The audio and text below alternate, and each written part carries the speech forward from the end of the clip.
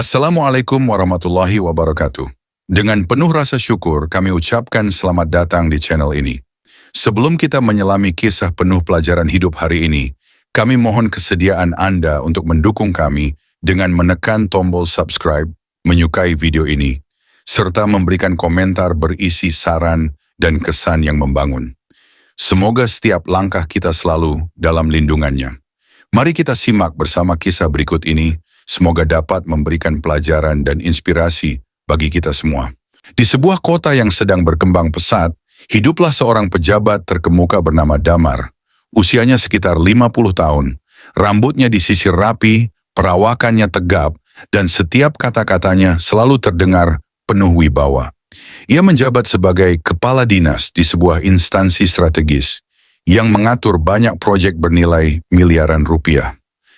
Di balik jas dan dasi yang selalu ia kenakan, masyarakat mengenalnya sebagai sosok yang agamis, dermawan, dan sangat peduli rakyat kecil. Pak Damar itu orang baik, tiap Jumat rajin ke masjid, suka nyumbang buat pembangunan pesantren, nggak heran kalau dia dihormati banyak orang. Begitu kata warga sekitar yang sering melihatnya turun langsung ke lapangan, meninjau proyek atau membagi sembako untuk fakir miskin. Di rumah, Damar dikenal sebagai suami dan ayah yang tegas. Istrinya, Bu Hesti, adalah wanita yang taat dan tidak banyak bicara. Anak-anaknya sudah besar, kuliah di luar kota, dan jarang pulang. Rumah megah mereka berdiri di perumahan elit, selalu terlihat bersih dan rapi, dengan satpam berjaga 24 jam. Namun siapa sangka di balik tembok kokoh rumah itu, tersimpan rahasia gelap yang tak diketahui siapapun. Bahkan istrinya sendiri. Di kantor Damar sangat disegani. Semua pegawai tunduk, bukan hanya karena jabatan, tapi karena pengaruhnya yang sangat besar. Tak sedikit proyek-proyek besar lolos begitu saja berkat restu dari Pak Damar. Tapi siapa yang tahu, sebagian dari proyek itu hanyalah topeng. Anggaran-anggaran yang digelapkan, uang-uang haram yang mengalir ke rekening-rekening pribadi, semua dibungkus rapi dalam laporan-laporan palsu yang ia sahkan sendiri. Namun bukan hanya korupsi yang jadi permainannya. Ada satu sisi dari Damar yang lebih jahat dari semua itu. Ia adalah lelaki hidung belang. Lelaki yang gemar memanfaatkan kuasanya untuk merayu, menekan, dan bahkan memaksa perempuan-perempuan muda untuk memenuhi nafsunya. Tapi semua itu belum akan terlihat. Sebab hari ini ia masih dikenang sebagai pejabat teladan. Pagi itu Damar berangkat ke kantor mengenakan batik mahal dan mobil dinas mewah. Ia disambut para pegawai dengan salam hormat. Di ruangannya, ia menyalakan AC, duduk dengan santai dan membuka ponselnya.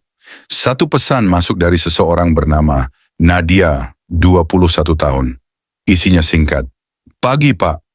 Nanti malam jadi kan?" Damar tersenyum kecil. Ia tak membalas. Ia tahu Nadia akan tetap datang. Tak lama, asistennya mengetuk pintu. "Maaf mengganggu, Pak. Ada rapat jam 9 di aula utama." Damar berdiri mengenakan jas. "Baik, siapkan berkasnya dan jangan lupa, panggilkan juga Lisa dari bagian keuangan. Saya butuh tanda tangan dia." Senyum Damar mengembang. Lisa adalah pegawai baru yang sedang magang. Muda, polos, dan cantik. Ia sudah lama mengincarnya. Hari itu terlihat biasa, tapi semua akan berubah karena kedok Damar perlahan mulai terbuka, dan langit tak akan diam melihat kemunafikan seorang manusia yang menyalahgunakan kuasa untuk memuaskan nafsunya. Hari demi hari berlalu, dan gelagat asli Damar mulai tampak bagi mereka yang jeli memperhatikan. Tapi tak semua berani bersuara. Mereka yang tahu memilih diam, mereka yang curiga bungkam, karena semua tahu melawan Damar berarti bunuh diri. Di kantor, Damar semakin leluasa memamerkan kekuasaannya. Pegawai-pegawai perempuan muda sering dipanggil ke ruangannya dengan alasan yang tak jelas. Lisa, gadis magang yang baru beberapa bulan bekerja, mulai merasa tidak nyaman. "Lisa, kamu nanti ikut saya rapat ke hotel sore ini. Ya, bawa laptop, tapi nggak usah bawa yang lain-lain," kata Damar suatu siang dengan suara tenang tapi tajam. Lisa bingung. Ia hanya staf magang. Kenapa harus ikut rapat ke hotel? Ternyata bukan hanya Lisa. Ada Nadia, wanita muda mantan SPG yang kini menjadi asisten pribadi Damar. Perannya tidak jelas, tidak pernah masuk kantor, tapi gaji dan fasilitasnya luar biasa. Semua orang tahu Nadia adalah salah satu dari koleksi rahasia Damar, tapi tidak ada yang berani menyinggung. Karena setiap kali ada yang mencoba bersuara, langsung dipindahkan, diparkir jabatannya, bahkan dikeluarkan dengan alasan indisipliner. Di luar kantor, Damar mulai membangun jaringan apartemen sewaan. Ia menyewa 3 unit mewah di pusat kota, lengkap dengan fasilitas pribadi, akses eksklusif, dan keamanan tinggi. Di sanalah ia mengatur pertemuan-pertemuan rahasia dengan wanita-wanita muda yang ia kenal dari berbagai cara. Pesta pejabat, rekomendasi dari rekan, bahkan beberapa ia rekrut dari media sosial. Ini bukan zina, ini bentuk sedekah. Saya bantu hidup mereka. Mereka juga butuh makan, butuh uang, kata Damar dalam hati sambil menyeka wajahnya dengan tisu hotel. Setelah berbuat dosa, ia selalu punya pembenaran, seolah Tuhan bisa ia perdaya dengan logika dan uang. Salah satu dari wanita itu, Rina, seorang mahasiswa tingkat akhir yang terpaksa menjalin hubungan dengan Damar karena lilitan biaya kuliah, mulai merasa tidak kuat. Ia ingin berhenti, ingin hidup normal, tapi ancaman datang. Kamu mau kuliahmu saya bekukan? Mau saya sebarin fotomu? Jangan macam-macam, Rin, tulis Damar dingin. Rina menangis, malam itu sendirian di dalam kamarnya. Ia merasa kotor, terhina, dan terjebak. Tak ada yang bisa menolong. Ia berdoa dalam tangis, memohon keadilan. Ya Allah, kalau memang dia salah, hukum dia. Aku nggak punya siapa-siapa selain Engkau. Sementara itu, di sudut ruang kerja Damar, uang terus mengalir. Laporan palsu terus dibuat, dinas terus mencairkan proyek-proyek fiktif yang sebenarnya hanya digunakan untuk membiayai hidup mewahnya dan para simpanannya.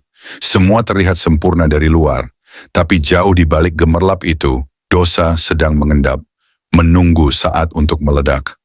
Langit mencatat, bumi menyimpan saksi, dan doa dari hati yang teraniaya sudah mulai mengguncang takdir. Damar malam itu kota masih ramai, lampu-lampu gedung menjulang tinggi seperti istana cahaya. Tapi di salah satu apartemen mewah lantai atas, seorang pejabat negeri tengah duduk di sofa kulit sambil tertawa ringan. Di hadapannya, seorang gadis muda menari perlahan, mengenakan gaun tipis, dengan mata yang tak lagi memancarkan kehidupan. Gadis itu adalah Salsa, lulusan SMK yang direkrut Damar dari sebuah pesta ulang tahun rekannya. Salsa, kamu cantik sekali malam ini, ujar Damar sambil menuangkan wine ke gelasnya. Kamu tahu nggak, orang-orang di kantor pikir aku ini tokoh agama. Lucu ya? Sambungnya, lalu tertawa kecil. Tapi tak ada tawa di wajah Salsa. Ia hanya menunduk, terpaksa, tak punya pilihan. Uang dari Damar telah membungkam mulut keluarganya. Hanya satu orang yang tahu semuanya, Tuhan. Damar semakin berani. Ia kini tak lagi menyembunyikan kebiasaannya. Ia mulai mengundang beberapa pejabat lainnya ke apartemen, menyuguhkan hiburan dalam bentuk manusia. Ada transaksi, ada tawa, dan ada dosa yang disepakati bersama. Semua terbungkus rapi dalam istilah jamu rapat informal. Sementara itu, seorang perempuan tua menangis di rumah kecilnya. Bu Mina, ibu dari Nadia, baru saja menemukan kenyataan bahwa anaknya sudah tidak pulang selama 2 bulan.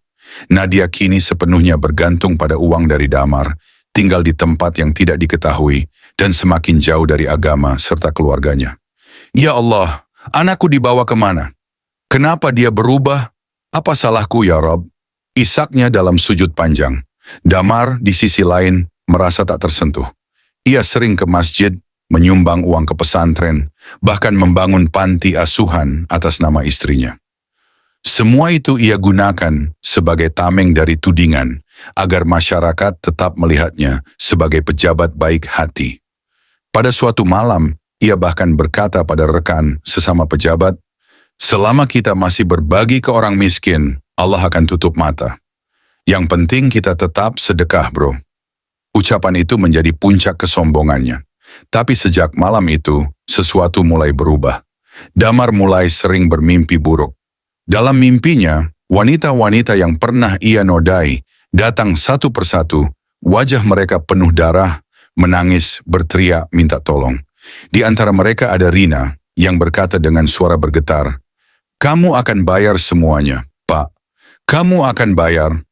Damar terbangun dengan tubuh gemetar, peluh membasahi seluruh tubuhnya. Ia melihat cermin, dan sekilas ia merasa wajahnya. Bukan wajahnya. Astagfirullah, mimpi apa ini? Namun itu baru awal. Karena hari-hari berikutnya akan menjadi lebih mengerikan dari apapun yang pernah ia bayangkan. Dosa yang ditumpuk tak bisa terus ditutup, dan langit mulai meretakkan tabir kemunafikan. Hari itu udara terasa lebih panas dari biasanya. Tapi di ruang kerja Pak Damar, suhu AC sudah maksimal. Tetap saja keringat mengucur deras dari dahinya. Ia baru saja bangun dari mimpi buruk semalam yang semakin menjadi-jadi. Kali ini ia melihat dirinya dikubur hidup-hidup, sementara suara tangisan para wanita yang ia permainkan menggema di udara. Jeritan itu terus terdengar meski ia menutup telinga. Lalu dalam mimpi itu, tanah menolak tubuhnya. Dan saat ia bercermin, wajahnya mengelupas seperti terbakar api.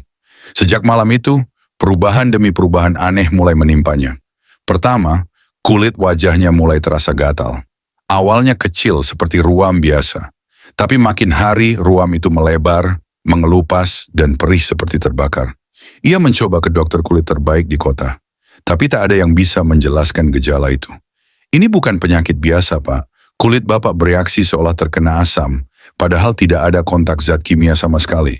Ujar dokter sambil mengernyitkan dahi. Damar tak puas. Ia pergi ke 3 rumah sakit. Semua memberikan jawaban yang sama. Tidak ada penyebab pasti. Belum selesai dengan masalah kulit. Setiap kali ia hendak melakukan dosa, entah itu menghubungi wanita simpanannya atau memasuki apartemen, tubuhnya tiba-tiba gemetar. Damar bahkan pernah pingsan di lift tepat saat hendak menuju ke unit tempat Nadia menunggunya.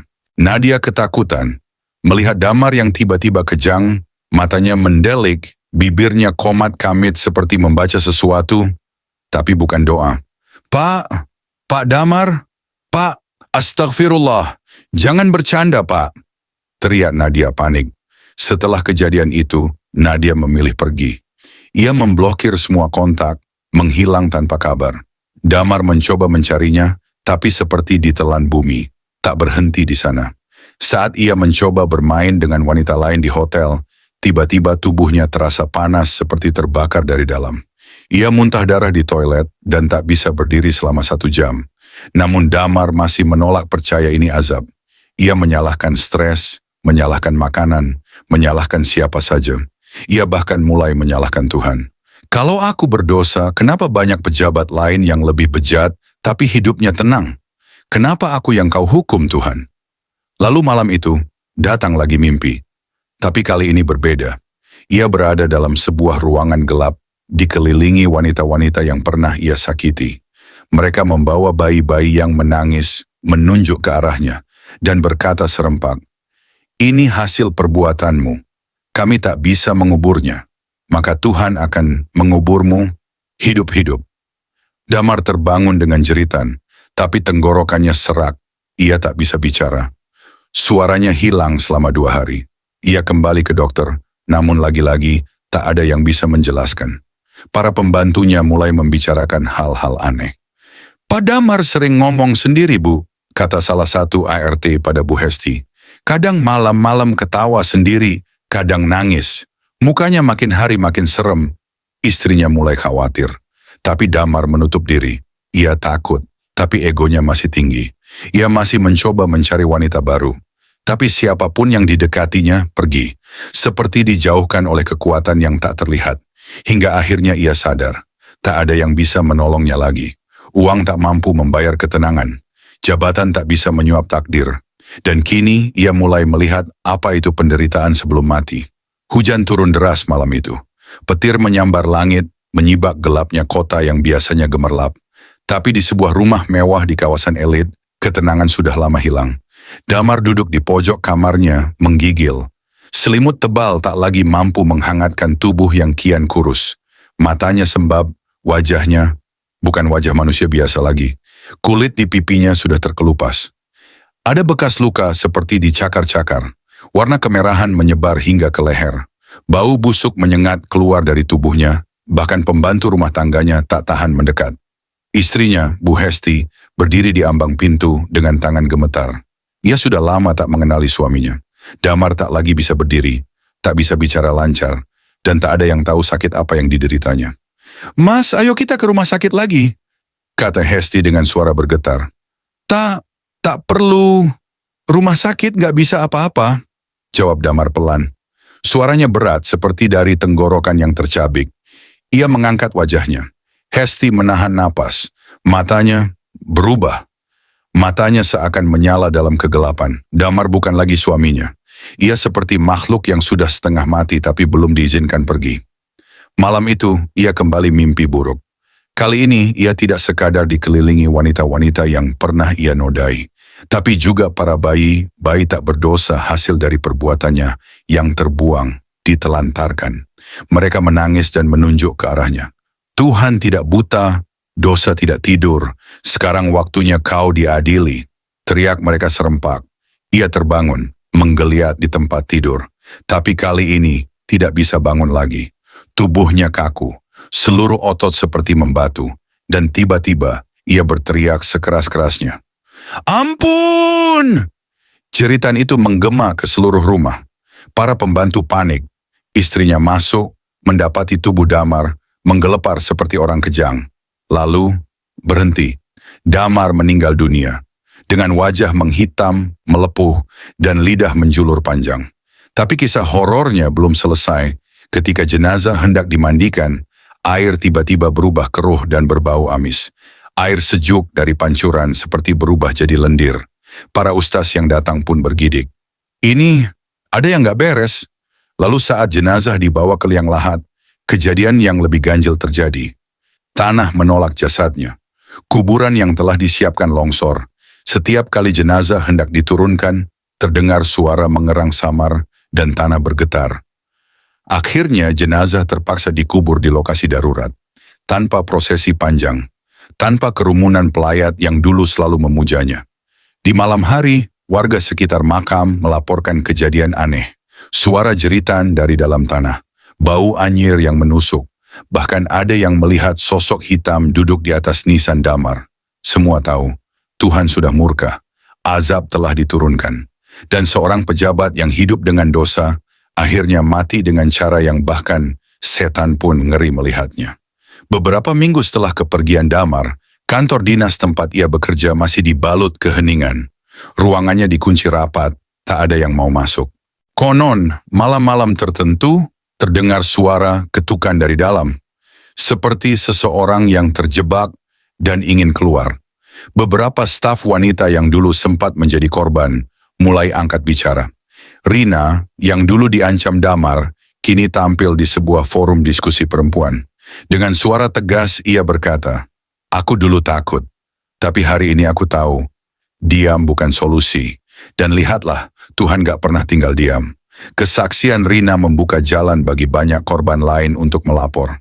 Kasus-kasus yang dulu dikubur mulai dibuka.